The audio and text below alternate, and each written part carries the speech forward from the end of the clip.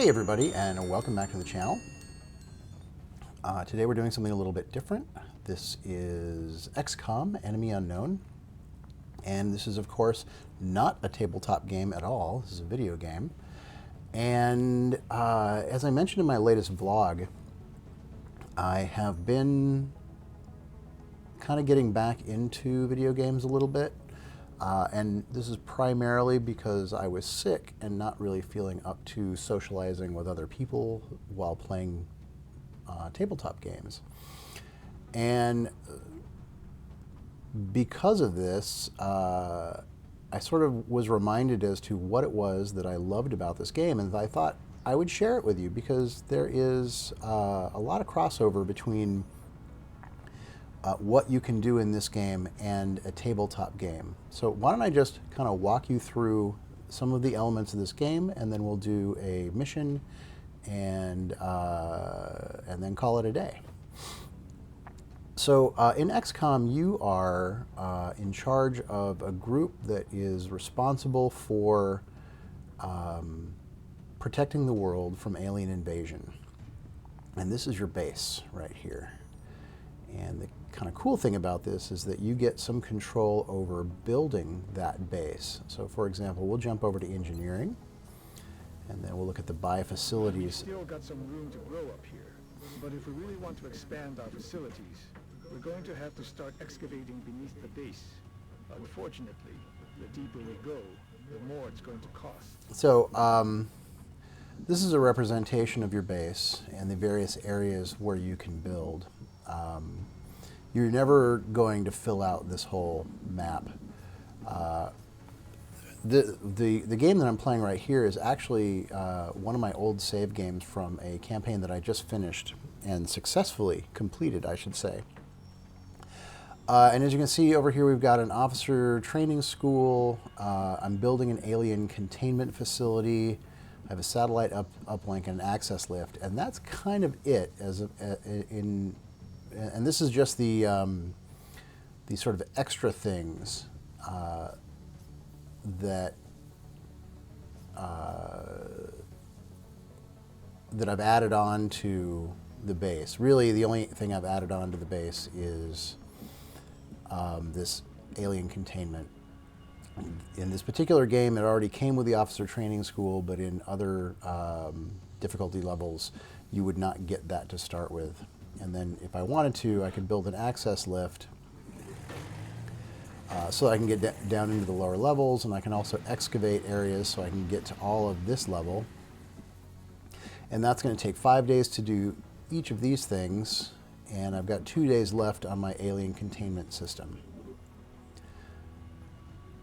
In addition, the engineering area allows you to build extra items for your guys, and right now I don't really have very many options. I've built a scope, and only one of them apparently. You know what? I'm going to make another one. And I can make med kits, which can be super helpful. I can also build satellites. Now let's talk about satellites for a minute. We'll go back out. Satellites are important because this is how you keep track of alien activity around the world. And right now I've got satellites in the US and Canada, but I don't have satellites anywhere else. I don't think I have. Yeah, I'm still waiting on my uplink facility right now in this stage of the game. So aside from the being able to look into the various areas of the map and seeing if there's alien activity there, the other nice thing about launching satellites is that it'll decrease the panic level in the areas where you launch them. Right now, the most nervous countries in the world are Japan, India, and Australia. And they're still fairly calm with only a panic level of 2.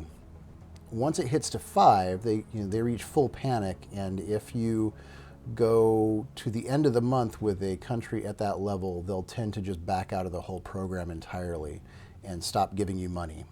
And that's the other thing that this does, is it provides you money. As you can see, if I launch a satellite over Mexico, I will get 2 scientists and 2 engineers. Scientists allow you to do research. Engineers are the ones that help you build things. And you get more bonuses the more satellites you put up. But I've never found that you can really put up that many satellites. This is the barracks. And these are the various people that I have at my disposal. I actually have a sniper who is currently wounded. I have 3 other operatives who are above rookie level, 2 corporals and a squatty, which is essentially somebody who's kind of had 1 mission or maybe had 1 kill. You have several different types of specialists that you can get. As you can see here, I've got a sniper, an assault, a heavy, and another sniper. The other operative type is the support. So sniper is obvious. Sniper gives you access to sniper weapons. They're really good at long range. Assault is all about speed, and they can really be really good scouts. They have abilities that will allow them to be able to dodge fire as they sort of run through various, or I should say run in front of various enemies. And so as you can see here, he has run and gun, which allows the firing or overwatch after dashing. On the turn run and gun is activated, 2-turn cooldown. So the way the game works, and you'll see this in a little bit, is that your troops get 2 actions on their turn. And generally the first one would be a move, and the second one would be either an overwatch or a fire or a hunker down. And you don't generally get 2 shots, or if you use both of your actions for movement, then you don't get to shoot or overwatch. The assault guy is the only one that has the ability to move twice and still shoot. His other ability is tactical sense, which gives him, if there's more enemies around, he gets a better defense, which is kind of nice. The other option would have been to increase his critical chance with more enemies in sight. But frankly, I like survivability, so I went for the tactical sense. And then, of course, each one of these levels provides more options of things that you can get. And one of them is lightning reflexes, and that is the one where if somebody is on overwatch as you're moving by, their shot automatically misses you the first time. So what I'm going to do now is, oh, actually, let me show you research.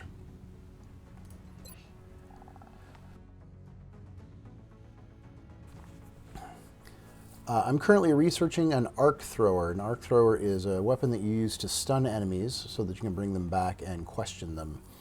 And most of these things are either, well, I've got autopsies, which provide you more information about your enemies and then open up other areas of research. Weapons are always good. Beam weapons, this would allow me to build laser pistols, which are very helpful. Experimental warfare, alien materials, most of these things are just going to open up new options. And then this is where we scan for activity on the planet, and is how I'm going to end up going and sending my guys on missions. So let's just do that.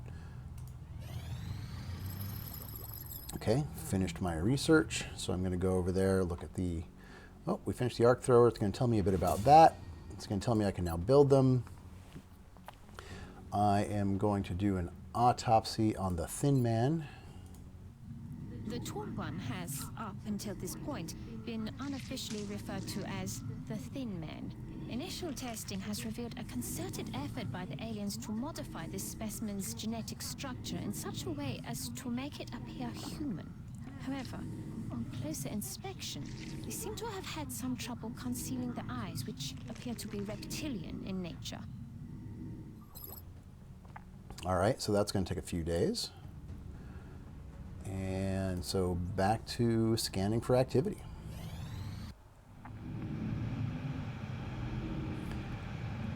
Now this is telling me that my alien containment chamber is done. Containment facility online. And we'll go ahead and wait for the rest of that stuff to be done. Back to scanning.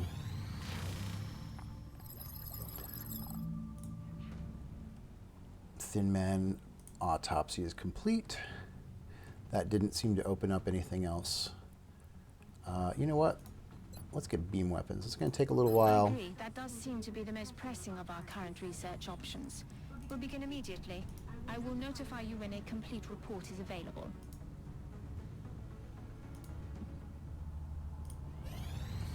Access unit operational. Commander, we're receiving a transmission from the Council. Coming on screen. So every month you get an update from the council. Oh, and that's not what this is. This is a special council mission. This is not one of the random ones. This is actually kind of a storyline mission. But this is good. Right now it kind of tells me what's going on. I'm going to be saving somebody.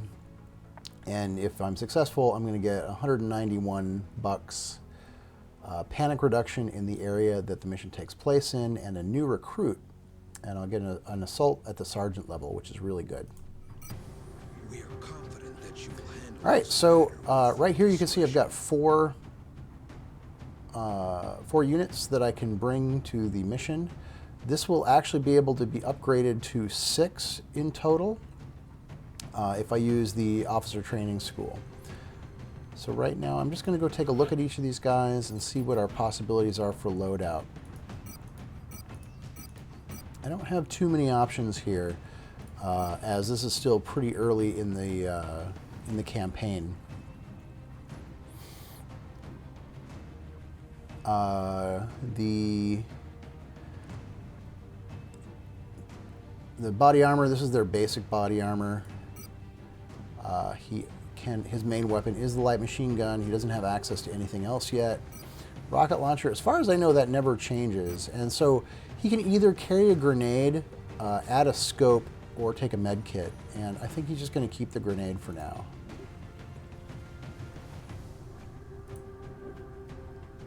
She's already got a scope. And you know what? We're going to give the rookie a med kit.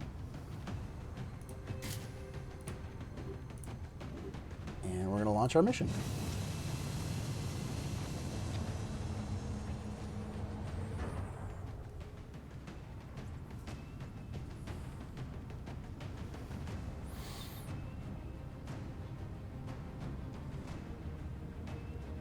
Touching down. The area of engagement for this mission will be in India.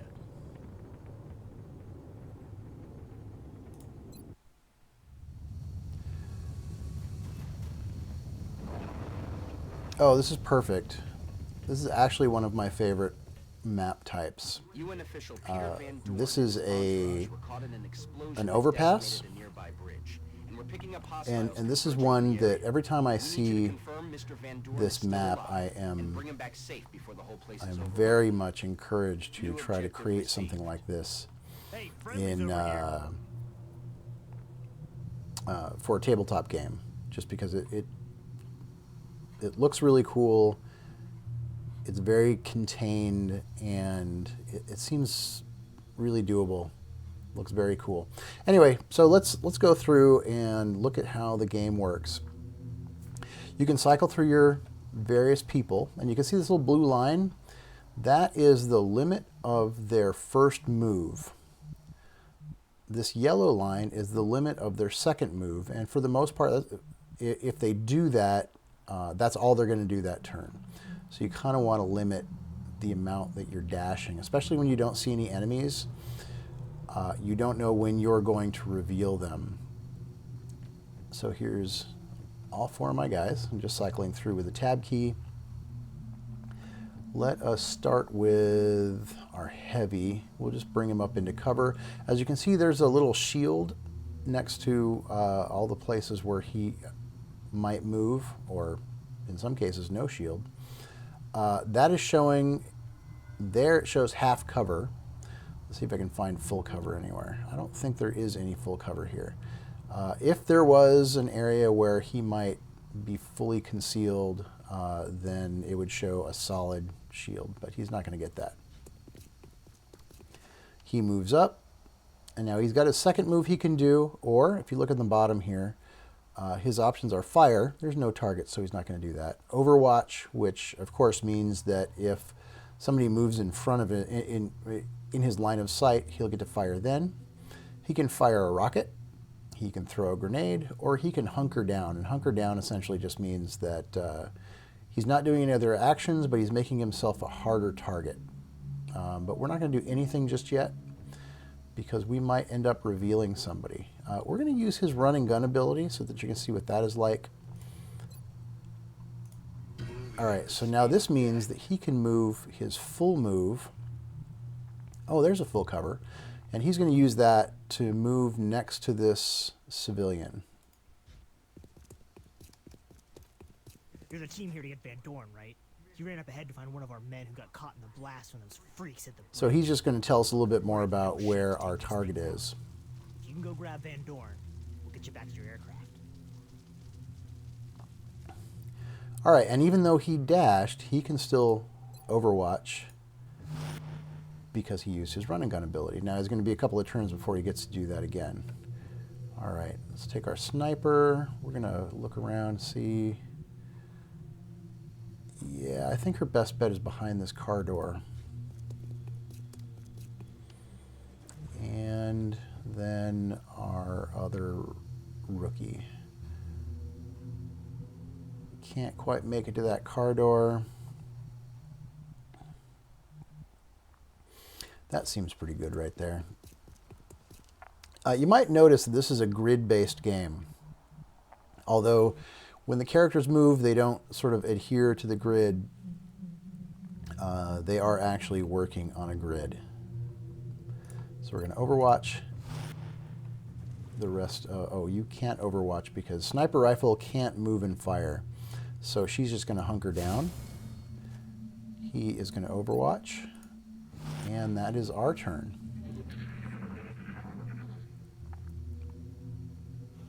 All right. Aliens didn't do anything. We're going to take our assault. No, you're not going to. No. No. There we go. Okay. All right. We're going to take our assault, move them up, see what we can see. I'm going a little bit faster than I might normally go. Ha-ha! We have spotted an enemy. That is a thin man, who I sometimes refer to as the Slender Man, the Thin Mint, or the Slim Jim. All right, let's see what we got for firing opportunities. 21% is not good at all, so we're not going to do that. We're going to hold up. We're going to see what we can do for putting other people into firing positions. All right, one thing I forgot to mention with the sniper, like I said before, she can't move and shoot with her sniper rifle, but what she can do is switch to her pistol, and then she can go on Overwatch.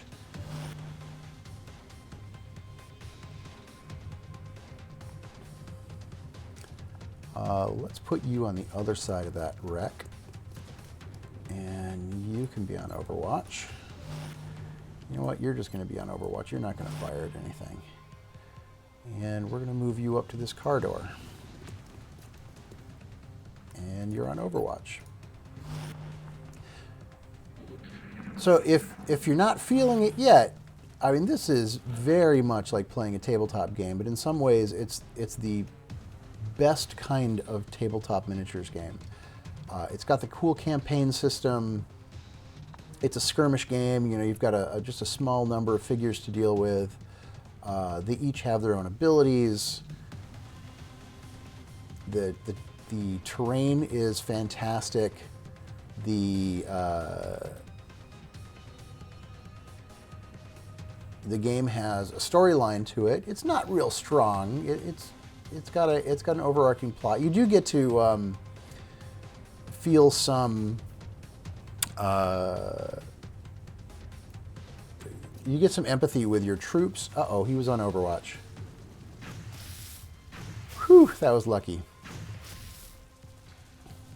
You get to feel some empathy for your troops because as time goes by, they get better and they kind of get more and more missions under their belt, more and more kills, and then you sort of come to rely on them. And if they end up dying, it's a real bummer.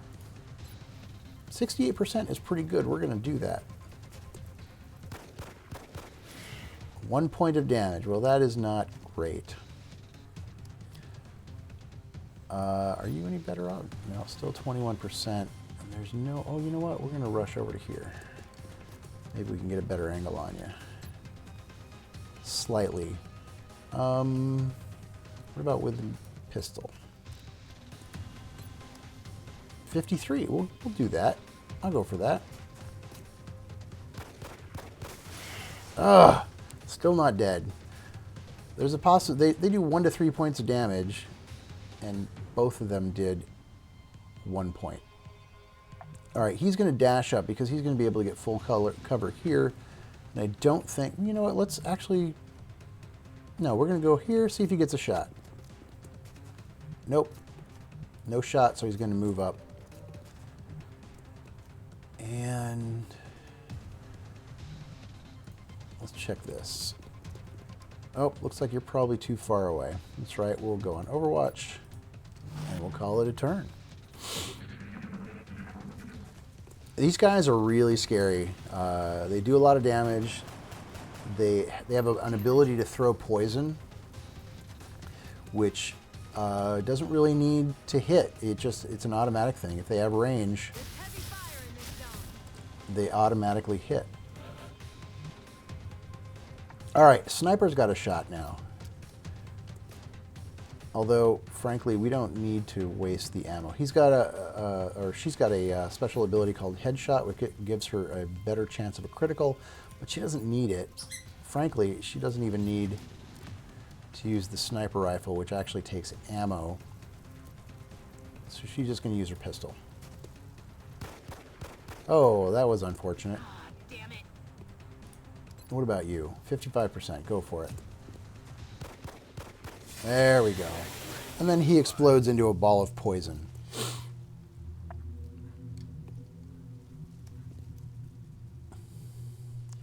All right. Well, now he's going to dash up. Stay out of the poison. You the ops team? Get over here. We have a new objective. I think, again, we're going to move a little bit faster than I might normally do. Just in the interests of getting through this mission quickly. So there's our target. He's down there somewhere. We can't actually see him yet. As I was saying about ammo, all the weapons have effectively unlimited ammo except for grenades and rockets. But the pistols have the ability to be reloaded, or they take no time to reload, so they effectively never need to be reloaded. All of the other weapons, assault rifles, machine guns, what have you, when they run out of ammo, you have to reload them, and that takes a turn of firing, essentially. So you want to limit that as much as possible. So if you can just use your pistol to finish somebody off, you probably should. All right, that should put me next to, but not inside of the poison. All right, there we go. That is a sectoid. He's kind of your standard alien gray. We'll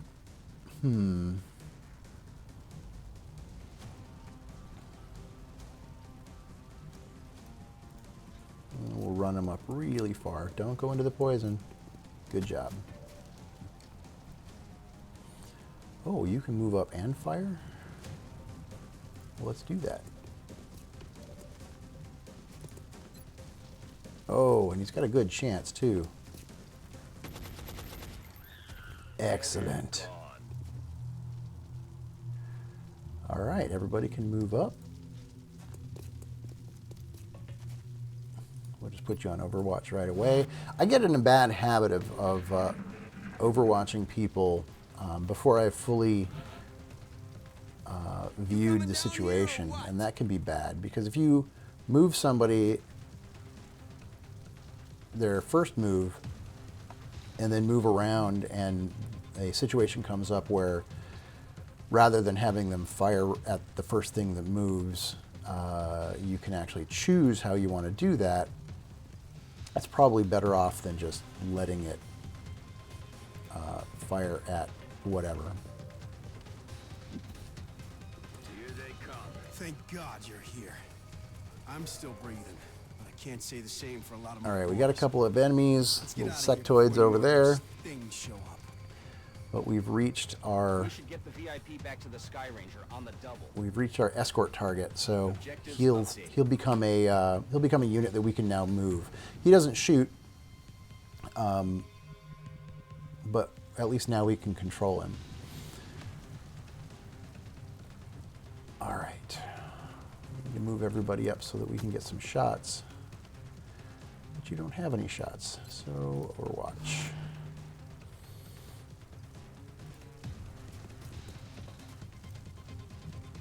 I'm going to have him reload. As if you can see over here on the bottom right, you can see that he's about a quarter down on his ammo. Reloaded. Same thing here. We'll go ahead and reload since she doesn't have a shot.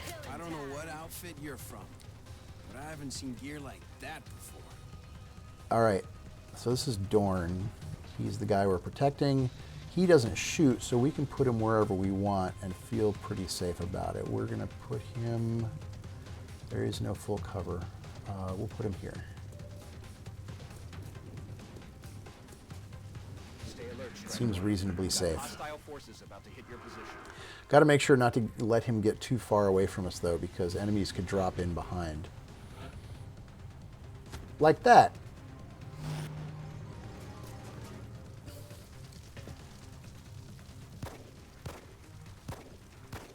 Oh, that was a decent pistol shot. All right, let's see if we can follow that up with a good sniper shot. 88%. I think we can finish him.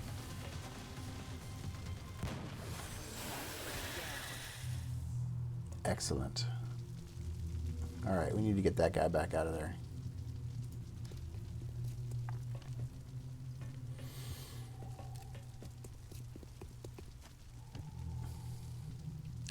Ramirez. We can... Oh, you know, well, in order to finish this mission, I need to finish off the guys that are on the other side. If we get out of here alive, I just hope I get another shot at these bastards. I owe it to my men. In any case, I do think you've seen at least a glimpse of what this looks like and why it is that I like this game so much. I mean, just look at this terrain. You know, one could only hope to have terrain this nice on their tabletop. And while I'm not a fan of the of grid-based games necessarily on the tabletop, or at least not as much as sort of free move, this kind of seems to have the best of both worlds. It doesn't feel like a grid system, but on a video game, it makes sense to use it.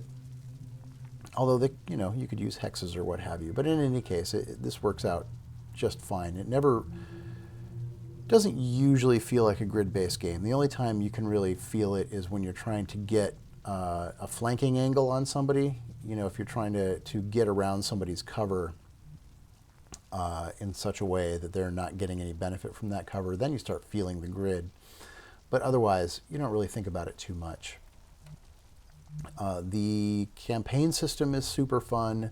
The ability to increase the level of your troops and give them new equipment, and having, you know, which equipment is available to them really is kind of up to you and how the campaign is going, and whether or not you've captured certain aliens and whether or not you've gotten enough money.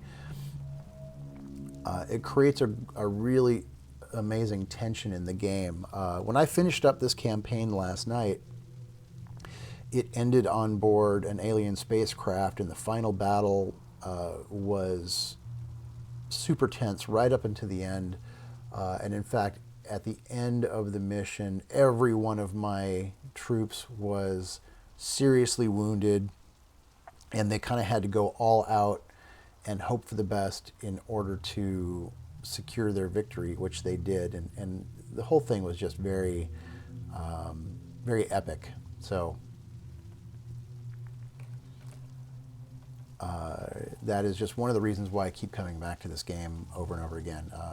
I started playing this in 2013, got out of it. Actually, I got out of all of video games for quite a long time, but this one brought me back in and reminded me what it was I really love about playing this style of video game.